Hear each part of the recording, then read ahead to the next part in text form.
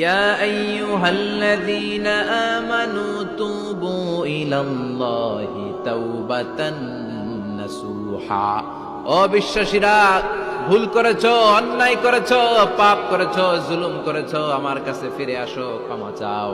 ক্ষমার মতো ক্ষমা চাইলে সব গুনাহ মাফ করে দিতে পারে কে? পাপ নাই, গুনাহ করি না, এরকম কেউ আছি? কত পাপ করছি, কোনো হিসাব আছে? পৃথিবীর কেউ না জানলেও জানে কে? পৃথিবী না জানুক আমি তো জানি, আমি কি পাপ করেছি হায়। আমার পাপের করলে বিচার, বাঁচার আমার নাই উপায়। দয়াময় প্রভু মাফ করো আমায়।